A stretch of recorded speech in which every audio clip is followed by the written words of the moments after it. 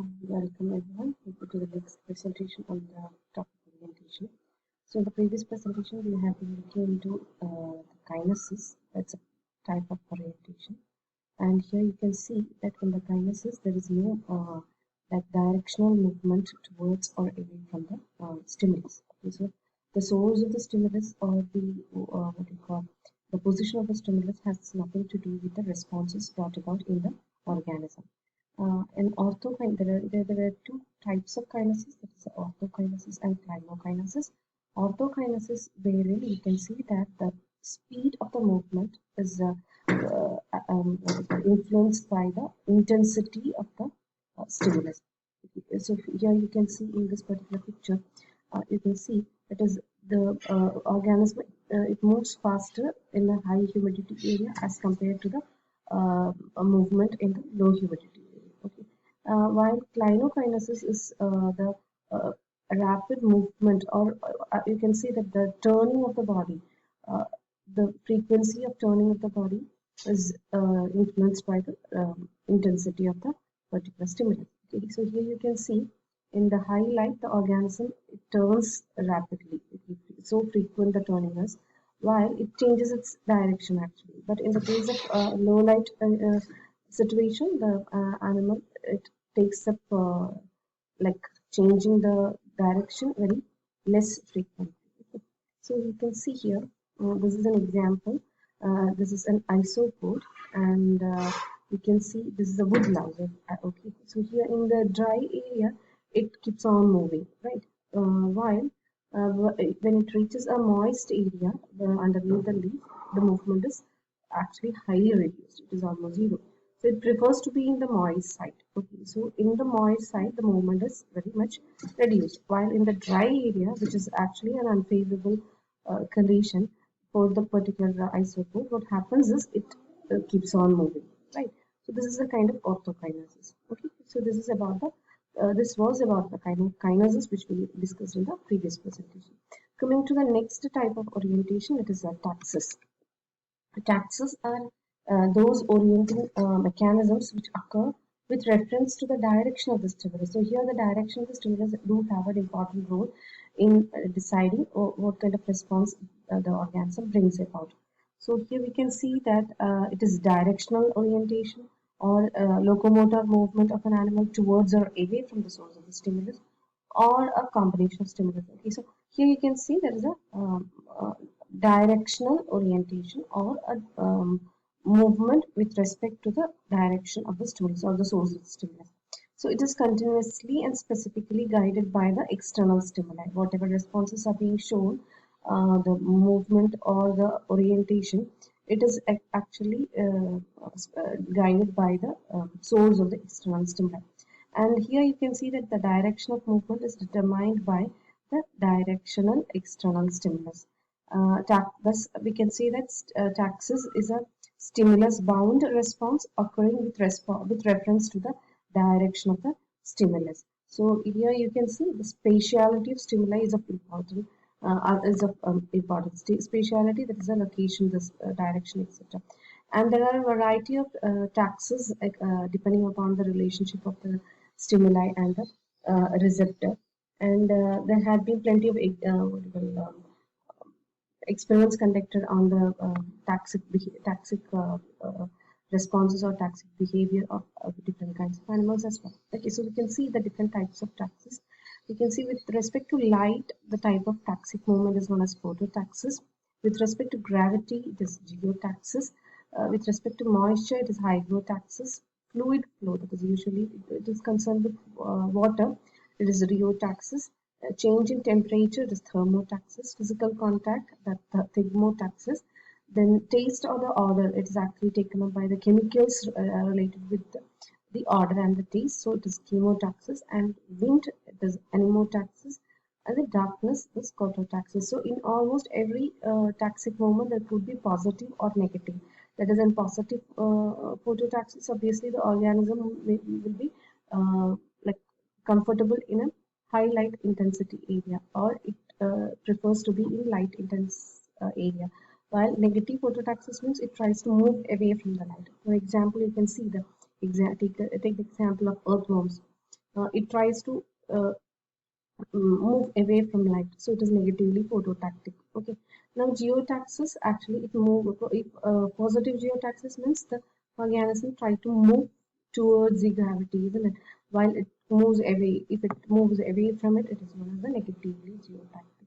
So likewise, you can see geotaxis the fluid. For example, there are certain fishes which tries to like face the water current. Okay, so the water flow, the direction of the water flow, it tries to face the water flow. And what is the benefit of it?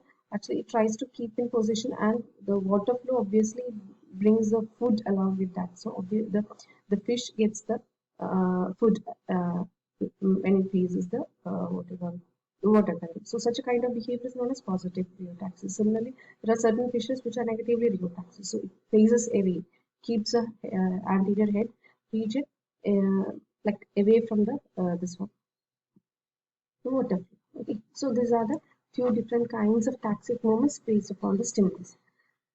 Now we can see the different kinds of taxic movements.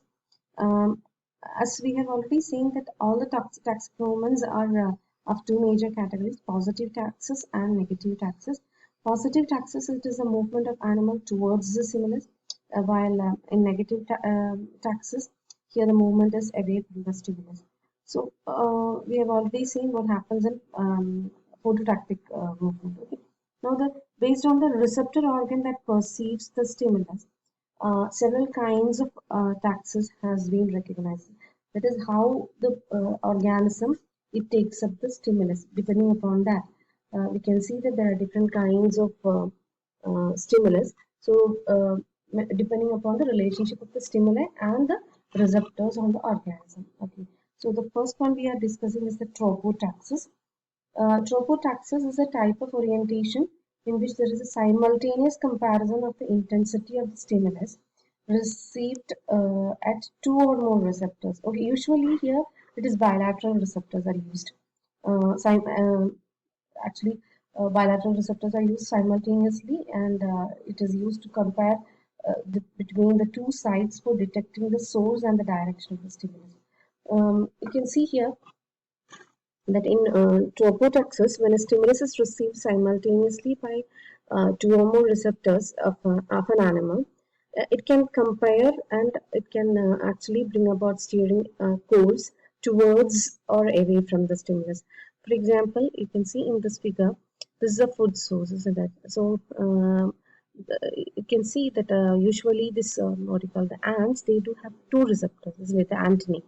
Okay, so what they do is they use these two antennae to perceive the chemicals connected related to the food particles. Okay, so what they do is they actually compare the chemicals perceived by the two antennae. Okay, so in which antennae they get the stronger intensified stimulus, they turn the direction towards that. Okay, they direct themselves towards the particular area. So likewise, it keeps on moving towards the food. That is how it happens. Okay, so that is it. It compares the stimuli received by the two receptors, the two antennae, and the ant actually directs itself towards the particular area from where it gets a stronger stimulus. Okay, more intense stimulus.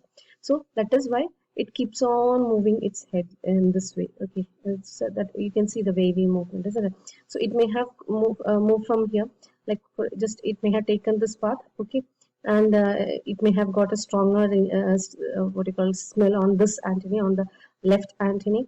It may have like directed itself towards the left side, and then it may have taken the right because the intensity may have got reduced. So likewise, it keeps on changing the direction till it gets the like similar amount of stimulus on both the antennae. Okay, so that is how it happens. Now here you can see one example is Planaria. It reacts with positive trophotaxis response to the water current carrying the food. Actually, the chemicals related with the food, the scent of the food, that is what is being perceived by the animal.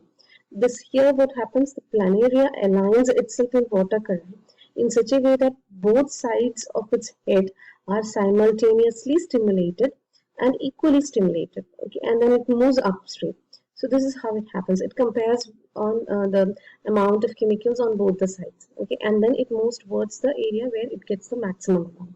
So another example of Trophotoxis is the wood louse, as we have seen in the earlier slide, the wood louse, which has an active and inactive phase in its life. When it has fed enough, it moves away from the light. Okay, it is negative phototaxis.